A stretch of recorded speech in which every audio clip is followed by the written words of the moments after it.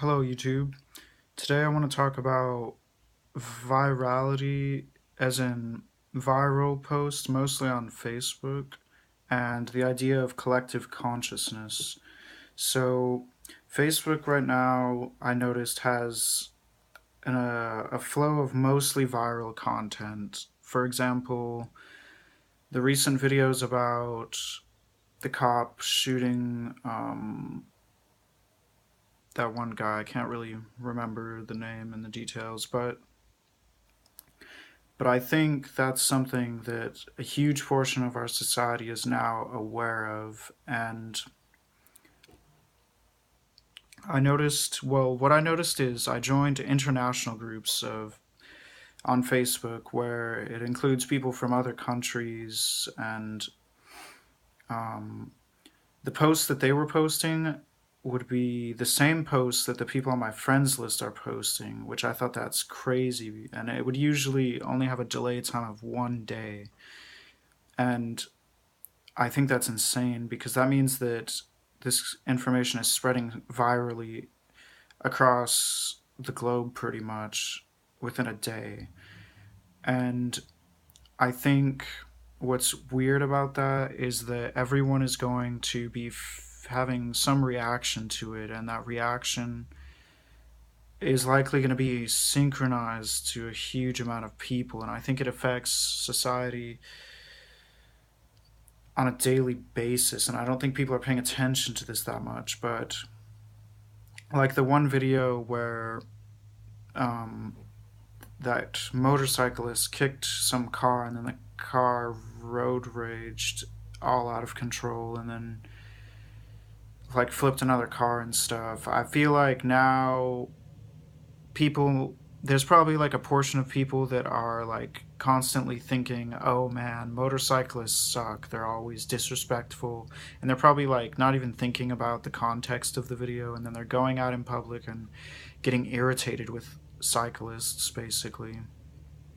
And then there's like another group of people who's probably the motorcyclists are going to be offended and think it is about them or something, that it's specifically about them being disrespected. And then there's going to be apologists and like just I don't know. There's going to be a bunch of different sides to this, but I think at the same time, the lack of communication while people are driving, no one's going to know what side you're on. And so I think that it spreads really diffuse. Like people aren't thinking about how this dynamic was created necessarily. So like someone will be getting irritated at someone, but then someone else will think it's targeted at them when it's not. Like a third person will think it's targeted towards them when it's not. And this has happened to me too. And so I think it's kind of crazy because I don't know. I noticed driving differences a few days after some of this, and I also noticed that people started to post more racially oriented posts and stuff like that after the shooting video. And it's really weird because in some weird way society is like in some kind of like psychological unity. But what I also noticed is that now people are not really going out and searching things to post. They're not Googling their own content to post on Facebook and stuff. Instead, I think everyone is just like synchronizing to this constant flow of viral content. Like everything is viral pretty much. So, with that in mind, I don't know. That means that so for example, like people used to probably avoid videos like that cop shooting the person. Now I think it's like normalized. People just accept it and embrace it, and they subject themselves to this even if they know or they used to know that it would affect their mood negatively. Now I think it's so normal that you almost are socially obligated to expose yourself to whatever is viral at the time. And when this happens, people's moods are definitely still affected, and no one even questions this. I think that spreads virally. Someone's mood will be noticeable in the workplace or noticeable on the freeway or whatever in public, and I think people will just start reacting to each other's reactions, and it'll just spread like virally as well.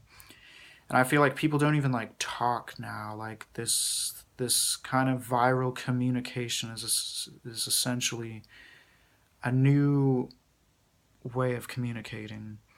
I think it is essentially the beginning of collective consciousness.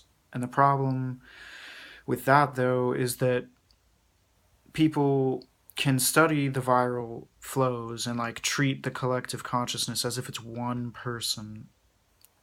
Like you can think, what does the viral consciousness want to be posted or something? Does it want a video of a cop doing this? Will that go viral? And then once you make something viral, you can start to interject your own agenda into things. And I don't know, there's a lot of weird possibilities from this. Anyone with an agenda can now start controlling people's moods and stuff. So there was a Facebook social experiment that probably some of you have seen before, where they basically controlled. They had a program that would algorithmically detect whether posts people made were positive or negative, and they were able to control. They would separate people into groups where some people were subjected to increased exposure to positive posts from their friends or negative posts from their friends, and they were able to push those people's posts to be more positive or negative, which then spread virally as well. And by the way, Facebook did not um, publicly announce it per se. Well, they put it in their terms of service, which no one reads, of course, and so by just agreeing to use Facebook, you were subject to this kind of experimenting, which to me, I'm not like too bothered by it, but what I am bothered by is more that people should definitely be aware of this. I think they need to be aware of the fact that these kind of effects happen, these social effects. And they also supposedly found evidence of this kind of social engineering during the election that just happened where Trump won. And I'm not going to get into politics or conspiracy even too much, but supposedly Russia um, helped Trump win by socially engineering people on Facebook.